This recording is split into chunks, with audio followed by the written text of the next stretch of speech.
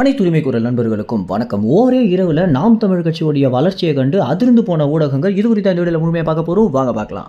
நம்ம எல்லாரையுமே பொறுத்த வரைக்கும் நாம் தமிழ் கட்சி குறித்து நாள்தோறும் விமர்சனம் வந்துட்டு இருக்கு. சீமானுக்கு இது ஒரு பெரிய அடியாக தான் இருக்கும் அப்படின்னு தான் நம்ம அனைவருமே எதிர்பார்த்துட்டு இருப்போம். ஆனா நிச்சயமாக இதுதான் இல்லை அப்படின்னு தெரிய வந்திருக்கு.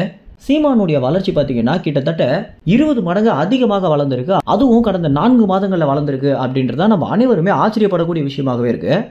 இந்த காளியம்மாள் குறித்து வந்த சர்ச்சையிலிருந்தே சீமானுடைய வளர்ச்சி அப்படின்றது படிப்படியாக குறைஞ்சிடும் அப்படின்னும், சீமானுக்கு ஹேட்டர்ஸ் அதிகமாவாங்க அப்படின்ற ஒரு திமுகவுடைய கணக்கு பார்த்தீங்கன்னா முழுக்க தப்பாக இருக்கு அப்படின்னு பத்திரிகையாளர் பாண்டே, ரவீந்திரன் துரைசாமி, பத்திரிகையாளர் மணி இது போன்ற நபர்கள் சொல்லியிருக்காங்க. இதற்கு முதல் முக்கிய காரணமே இவங்க எடுத்திருக்கக்கூடிய கருத்து கணிப்பு தகவல்கள் தான். சென்னையில் முக்கியமான இடங்களில் மக்கள் கருத்து கணிப்பில் பார்த்தீங்கன்னா சீமானுக்கு ஆதரவு கொடுக்காதவங்க கூட இந்த ஒரு காளியம்மாள் சர்ச்சைக்கு பிறகு என்னதான் சீமான் பண்றாரு அப்படின்னு தெரிஞ்சுக்க ஆரம்பிச்சு அதற்கு பிறகு அவருடைய அரசியல் பிடிக்கவும் ஆரம்பிச்சிருக்கு.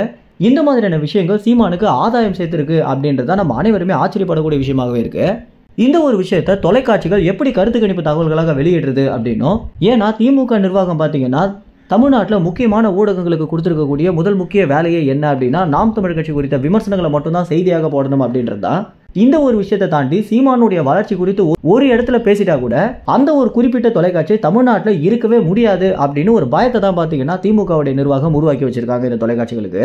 இந்த ஒரு விஷயத்துல இருந்து நாம் தமிழ் கட்சிக்கு தற்போது ஆதரவு அளிச்சு பேசலாமா இல்லை இந்த ஒரு கருத்து கணிப்பு தகவல்களை வெளியிடலாமா அப்படின்ற ஒரு பெரிய சிக்கல்கள் தான் நியூஸ் 7, பாலிமர், தந்தி தொலைக்காட்சி இது போன்ற ஊடகங்கள் ஒரு திணறல இருந்துட்டு இருக்காங்க. இந்த ஒரு விஷயத்த சீமானுடைய செய்தியாளர்கள் சந்திப்புக்கு வந்திருந்த ஒவ்வொரு நெறியாளர்களுமே பார்த்தீங்கன்னா குமுறல்களாக சொல்லிட்டு இருந்தாங்க. நியூஸ் எல்லாம் எடுக்கிறீங்க, ஏன் போட மாட்டீங்க அப்படின்னு கேள்வி எழுப்பும் போது தான் இந்த விஷயத்தை பார்த்தீங்கன்னா அந்தந்த தொலைக்காட்சிகளுடைய நெறியாளர்கள் நம்மிடம் பகிர்ந்திருந்தாங்க.